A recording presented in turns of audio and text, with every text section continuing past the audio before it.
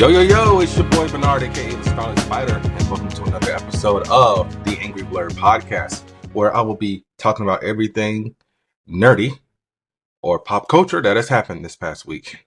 So, we should have known this one was going to happen due to the passing of Chance Palermo last week, but season 2 of The Boys Gen V has been delayed indefinitely.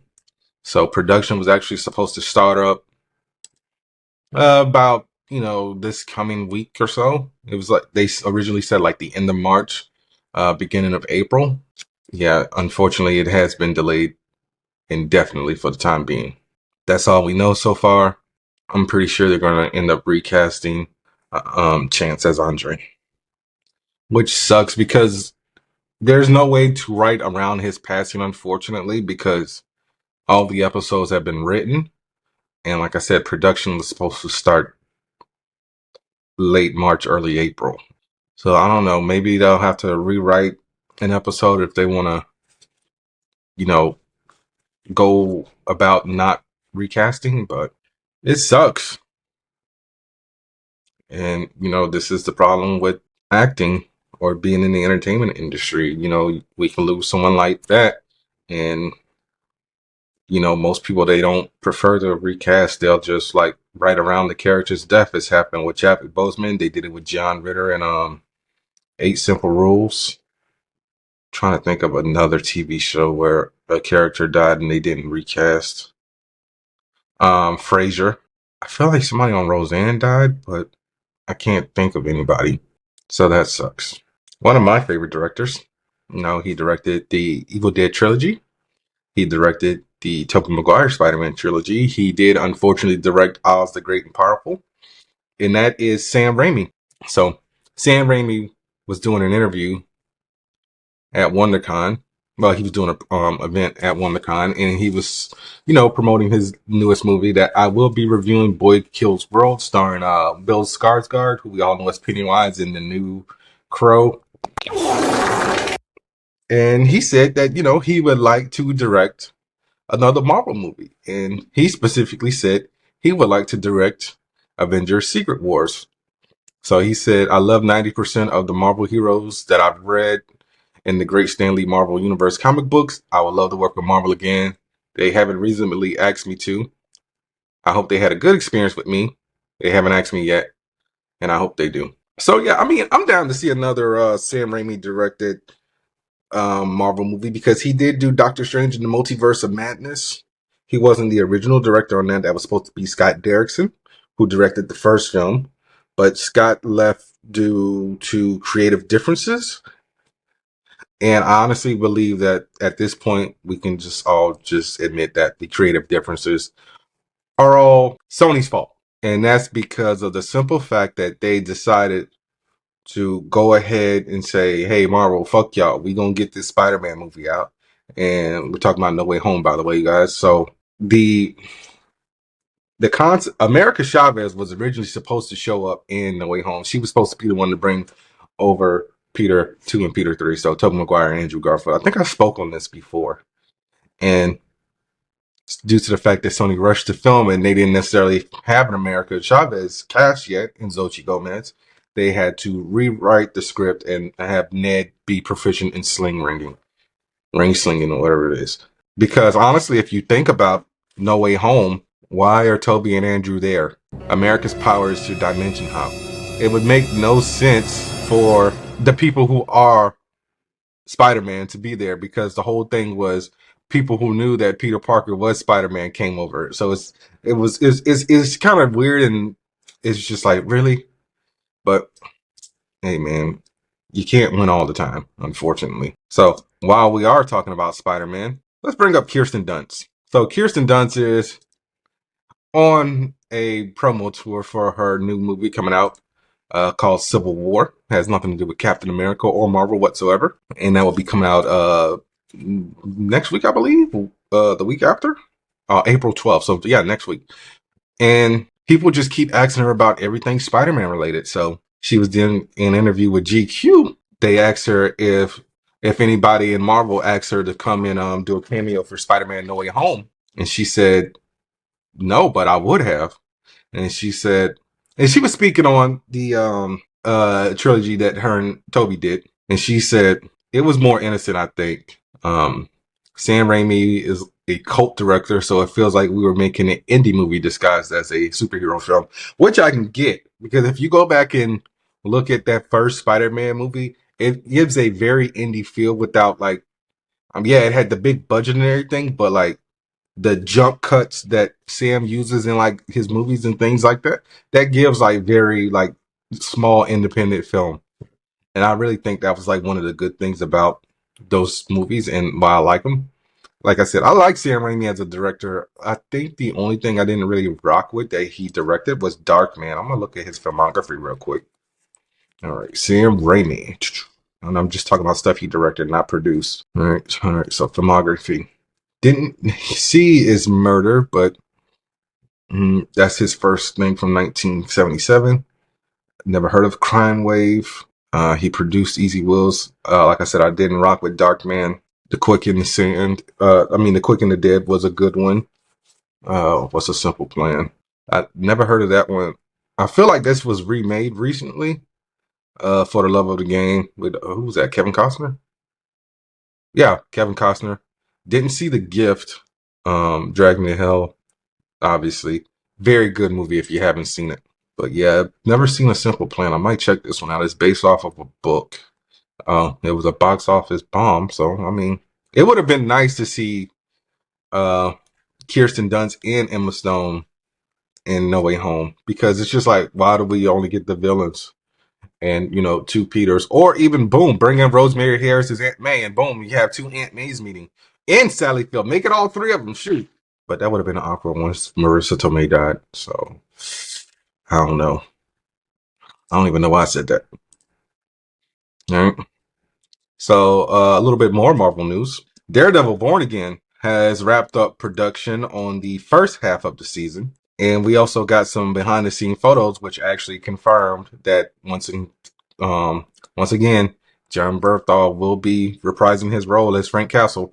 And I'm not saying that with disdain in my voice. I have no idea why I came off like that. But we also got a photo of Jeremy Earl as Officer Cole North rocking a Punisher vest, which is very weird because if you read the Marvel comics, Cole North is very by the book. He's like one of the few cops that's by the book, so he will never like support vigilantism whatsoever. Like he had a whole run in Daredevil where Daredevil accidentally killed somebody, and he was on Matt's ass to the point where they fought in the street, and he took him in. So the only thing I can think of is what they're doing with Cole is because Wilson Fisk is running for mayor. If you didn't watch Echo, he's going to have a anti-vigilante task force, and he's going to have a few people pretend to be the Punisher and I guess commit crime. That's the rumor going on the internet. But I don't know. I like Cole North, and he does eventually become a trusted ally of Daredevil's. But yeah, I mean, I can't wait to see the trailer because they've already shown some of it at I guess it was the Disney Investors Day or something like that. That old 81-year-old asshole Nelson Peltz, he lost for the second time trying to get a seat, and now he's trying again. It's like, bro, give up, okay? And Bob Iger also spoke out on that. With people saying that they're making quote unquote woke stuff, and I'm using woke in the alt right incel super conservative version because woke means to be aware of injustice in your neighborhood and in your community, and also to be aware of police injustice. That's why we say stay woke. We don't just say woke. Stay woke. But yeah, he was like, we're not like specifically pivoting to a certain genre or a group of people. We're just trying to make the best content out there. And if people don't agree with it, that's fine. But, we're not going to pivot from what we're doing. And I don't blame them. Stand 10 toes down. Stand 10 toes down, Bob. It's like, it's amazing how so many people went to go see Wonder Woman, but nobody saw the Marvels. And like I said, when I reviewed the Marvels, I'm pretty sure like a lot of that came from like people not liking Brie Larson. Larson. But it's just like, oh my God, man. Can we? It's like, also, streaming is fucking up stuff, okay? If we went back to the old days of this stuff wouldn't hit streaming for about 8 months to a year, I think we would be fine. But I don't know. I really don't know. Like I said, I'm not. I don't really rock with the streaming. I prefer physical. I've blurred my background, but y'all know my Blu-rays and shit are on the shelf. And it's like no one's going to go to the movie if they can just wait 4 months to watch the movie. It's like Wish, another Disney movie that bombed, just hit Disney Plus, and it was the #1 viewed movie since it's been released on Disney Plus. You know why? Because people aren't going to the movies. Now let's see how much Inside Out sells this summer. But I mean, like it has to be like a super hit for people to go to the movies. Like we even when Samir was on the podcast, we talked about like how people aren't going to the movies unless it's like something very like rare and anticipated. Like I'm surprised Godzilla Kong the New Empire made $200 million the opening weekend, but that's also worldwide. But yeah, like Barbie, I almost said Barbieheimer, but yeah, Barbieheimer.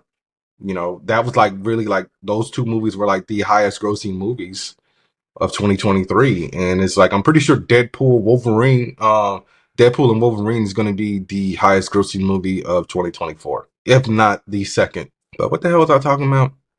Oh yeah, the Daredevil Born Again stuff. So yeah, really hope we get a trailer for that very very soon. All right. So a franchise that people are like, why are y'all still making this? No one liked the last one. What's wrong with you people? And that's The Matrix. So we're getting a new Matrix movie, and it will be written and directed by Drew Goddard. So I like Drew Goddard. If you don't know him, look him up, but I'm going to give you a few of the things he's done. He directed Cabin in the Woods, which is basically like one of the best horror genre movies that's come out within like the past decade. He didn't write it, he directed it. Joss Whedon wrote it. He worked on Buffy the Vampire Slayer. He worked on Lost, Alien. He wrote Cloverfield, by the way. He also co-wrote in, a lot of the reshot scenes for World War Z. He was the executive producer and showrunner for Daredevil, I believe only for the first season. He wrote The Martian. He also wrote Bad Times at El Royale. The dude is just a beast, okay? Yeah, like I said, he wrote on Buffy, Angel, Alias, Lost, Daredevil. He wrote on The Good Place and wrote and executive produced The Defenders on Netflix. But yeah, so he will be writing and directing the new Matrix movie that Lana Wachowski is EPing. No word on who's going to be coming back, but I can't wait for it. Jesse Ehrman, who is the Warner Brothers Motion Pictures president of production, said Drew came to Warner Brothers with a new idea that we would all believe would be an incredible way to continue the Matrix world, both by honoring what Lana and Lily began over 25 years ago and offering a unique perspective based on his love of the series and characters.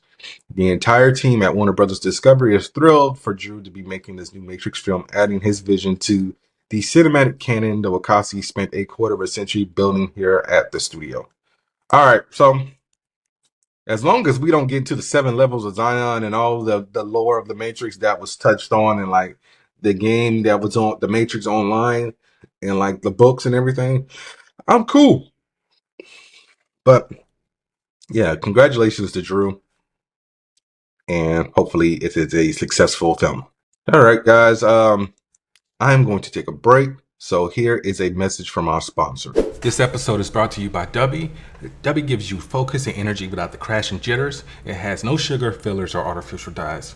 Mix 1 packet or scoop into 8 or 12 ounces of water. Stir or shake well.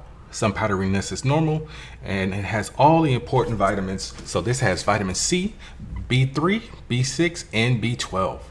And it's made from coffee fruit extract.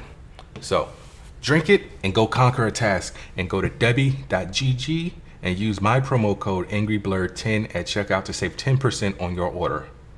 That's Debbie.gg with promo code AngryBlurred10. All right. So here's a piece of Marvel news that I forgot to mention when I was doing the Daredevil stuff and everything. So the news that got everybody pissed off, and then by everybody I just mean like the quote unquote fanboys who probably never picked up a goddamn comic book in their life. We got some casting news for the Fantastic Four. Julia Garner will be playing Shala Ball, and in this version of the film, Shala Ball is the Silver Surfer.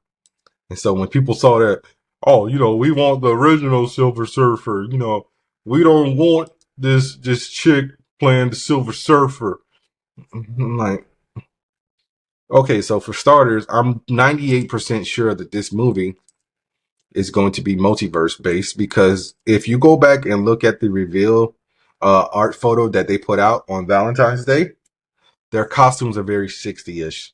If you go back and also look at that same photo, the Life magazine that Ben is reading is an actual Life magazine that has Lyndon B. Johnson on the cover. So unless the Fantastic Four, were in a type of situation where, like, maybe kind of similar to Captain America's, where they went out to space in the 60s, and they got hit with all these cosmic rays, and they just got stuck in suspended animation, but then they wake up and they find out all this shit has happened. Then I don't know, it's just like people you can't please everybody, and it's just like, oh my god. But yeah, so she is playing Shala Ball from Earth X, who became the Silver Surfer. And a lot of people know her from Ozark. I used to see her on The Americans on FX. That's the only thing I ever saw her in, because I didn't watch Girls on HBO. She was only in one episode. I didn't watch The Get Down. Didn't watch Ozark, Waco. She apparently did a few voices on Robot Chicken. Don't know when. As far as some movies go, oh, I saw her in Sin City: A Dame to Kill For. Don't really remember that movie though. But yeah. So it's just like, damn, let people do what they do. Damn, Robot Chicken still comes on apparently.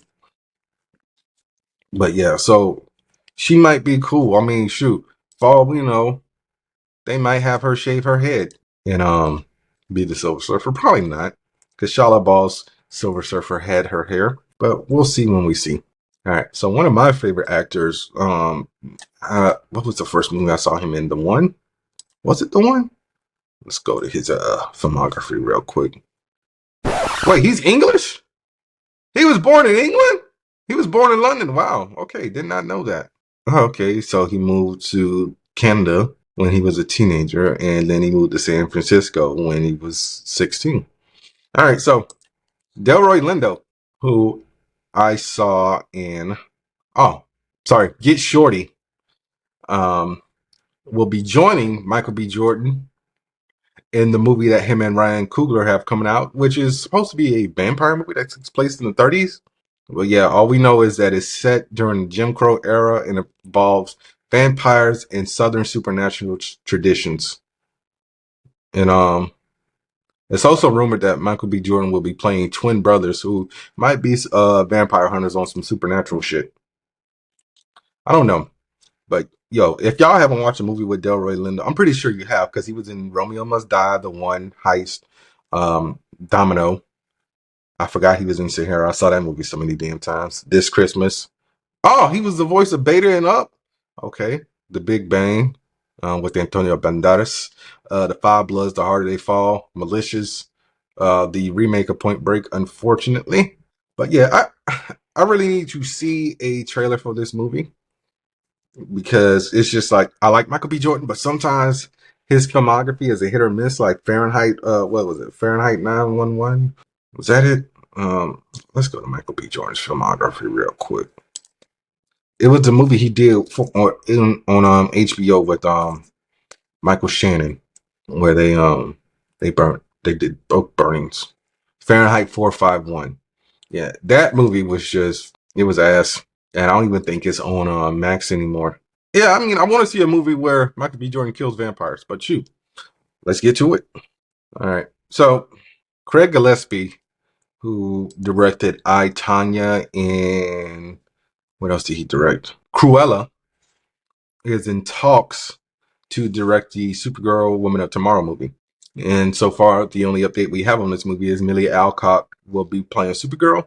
Let me see what other movies he's directed. He a little old, so I mean, he's probably been directing for a while. Oh, he directed Mr. Woodcock. Okay, Bruh. I'm down now.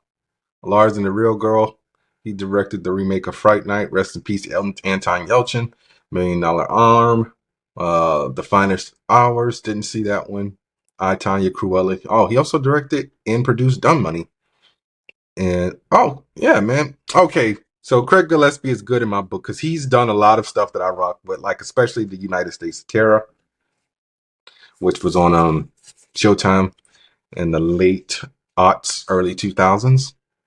So yeah, I mean, cool. I really wish we can get like, because I didn't read Supergirl Woman of Tomorrow. Only thing I know is Kara got stuck on a strand on a planet, and I don't think she had any powers. I couldn't read it. I was not a fan of the artwork, and I'm very picky when it comes to my comic book art, but I couldn't rock with that one. And I like Tom King as a writer, but I just couldn't read that one. More superhero stuff. This actually came out earlier this week. Tom Holland was originally supposed to appear in Madam Web. And I think I spoke about this when I reviewed it when I reviewed this horrible movie on the podcast last month. As we all know, Madam Web was Sony's latest attempt to make a Spider-Man movie without Spider-Man. But apparently that didn't always seem to be the plan. So according to the concept artist, Sebastian Meyer, there's a photo of Tom Holland's Spider-Man and Ezekiel fighting, it looks like, above his condo. I don't necessarily know where it was, but I was like, okay. I was glad I was able to grab these before he pulled them off of his website. I don't get it. It's just like Sony, if y'all don't, I don't know what, like I said, I don't know what the deal is with them and Spider-Man per se.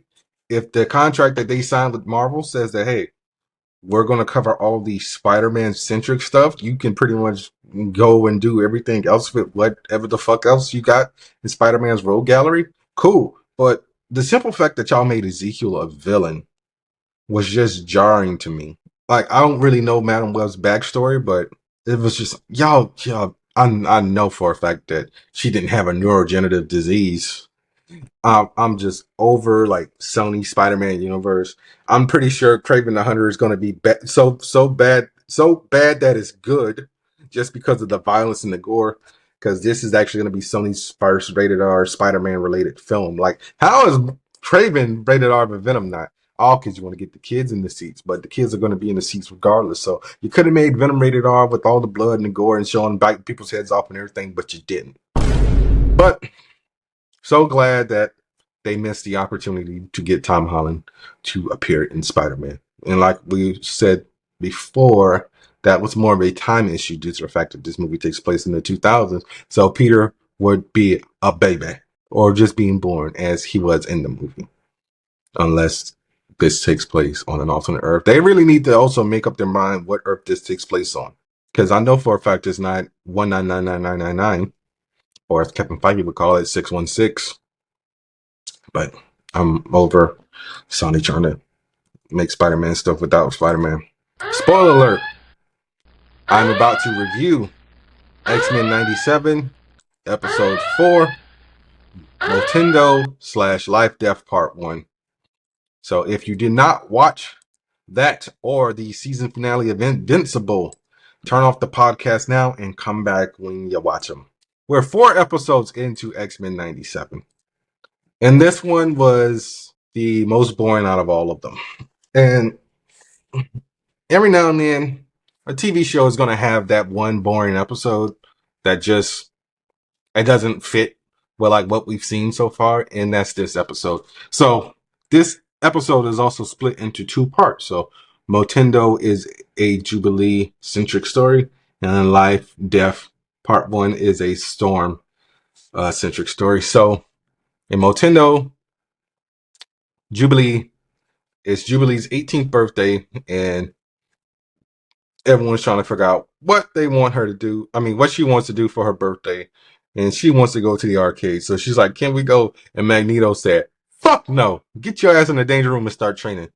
But Rogue also told Jubilee that there will be a lot of surprises for her 18th birthday. And she goes back up to her room after, while venting to Roberto, aka Sunspot, about how, Magneto's a party pooper, but she finds a Motendo in her room that kidnaps her and Sunspot and is none other than fucking Mojo, who basically, once again, Mojo does that thing that he does. He takes people and basically puts them online and, for Mojo World's enjoyment, because apparently Mojo needs that energy to sustain himself.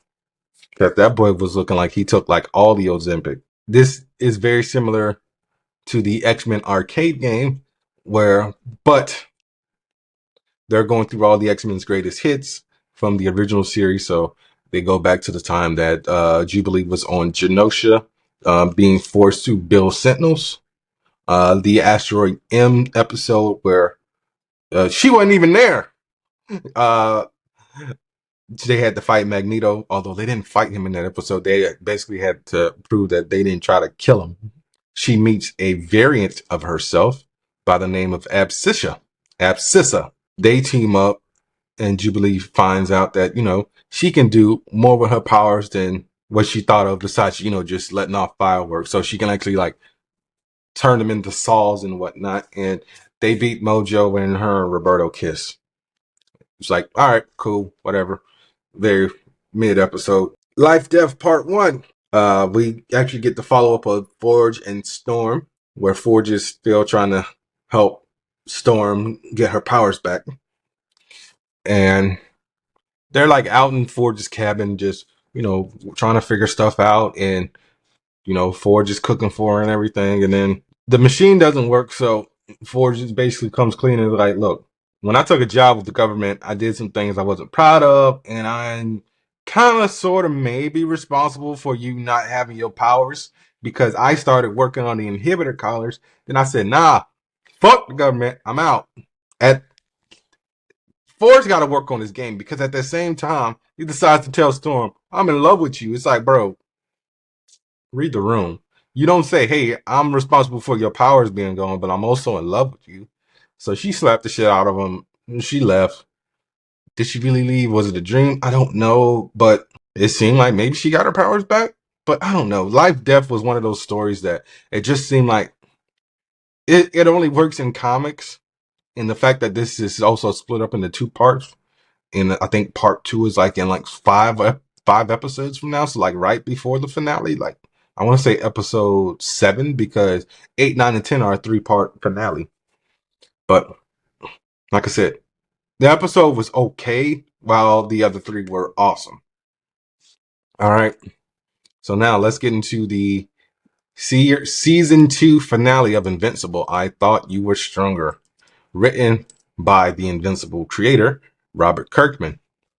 So this episode picks up right where we left off, with Angstrom Levy threatening Marco with the phone. And we also see that Nolan actually tried to break out of the prison, but he got his ass whooped by a few Viltrumites, and Greg was impressed to see that him back on his feet. So that means, yeah, now you can die on your feet, as Viltrumites prefer. All right.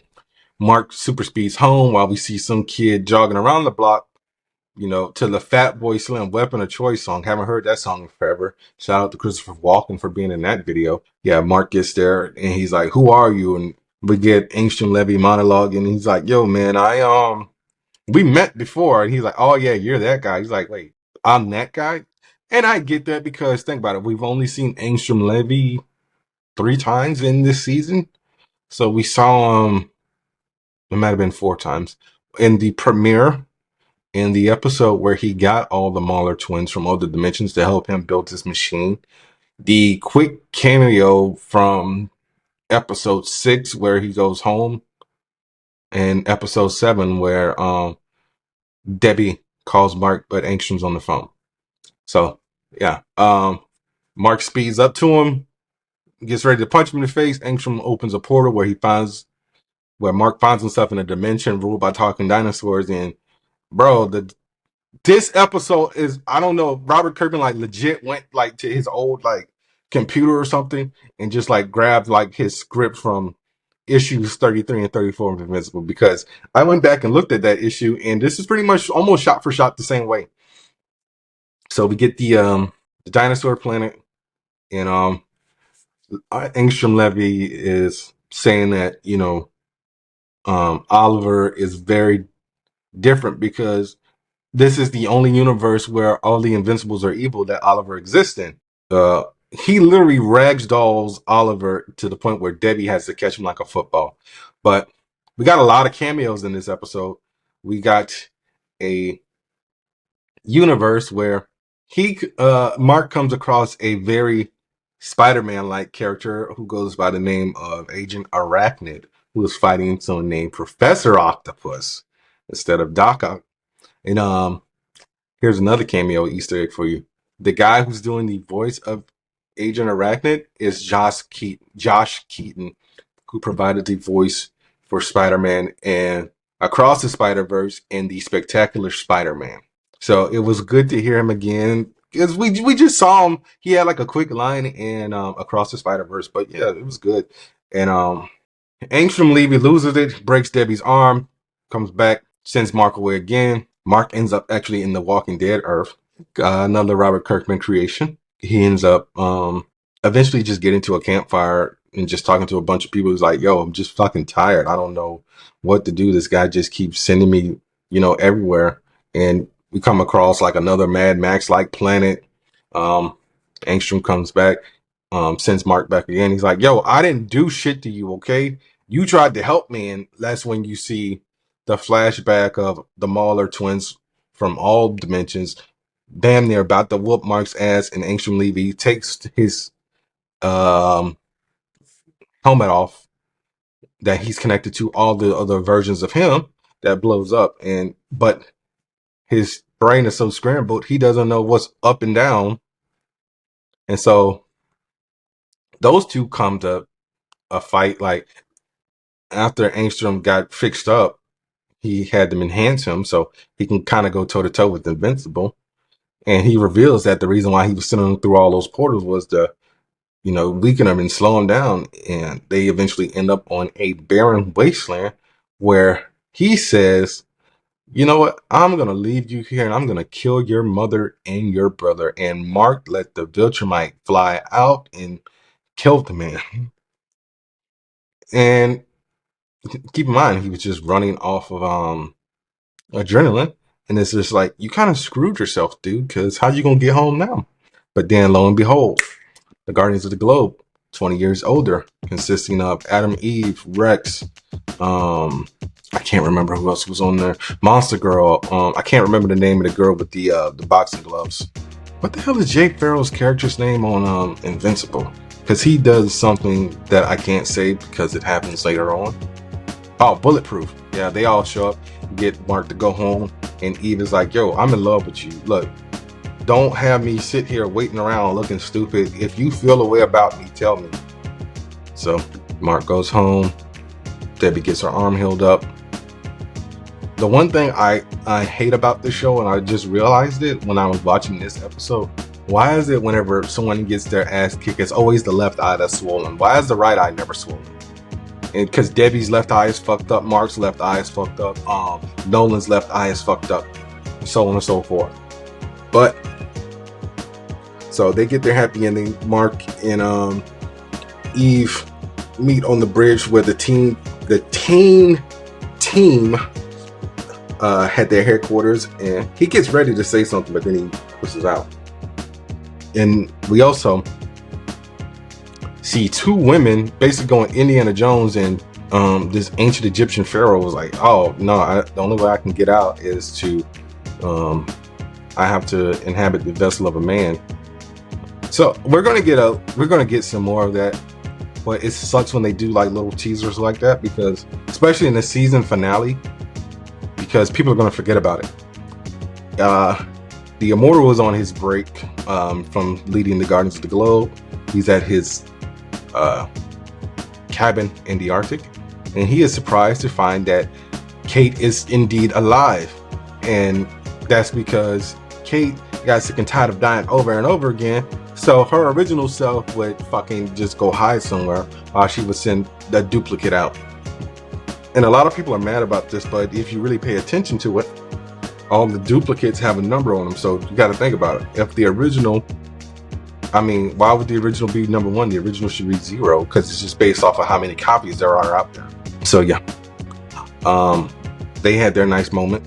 We get the Alan in the prison, you know, talking to Nolan telepathically, like, yo, man, I came here to find you. And Nolan realizes he misses his wife.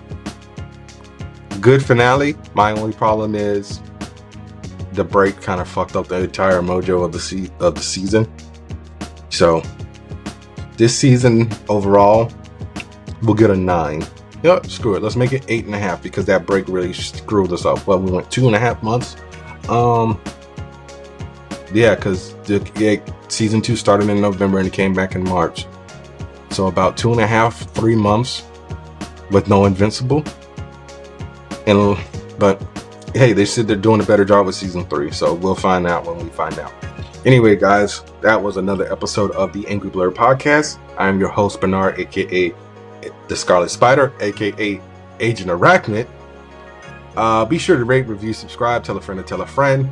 Go to w.gg and use my promo code AngryBlerd10 to save 10% on your order at checkout.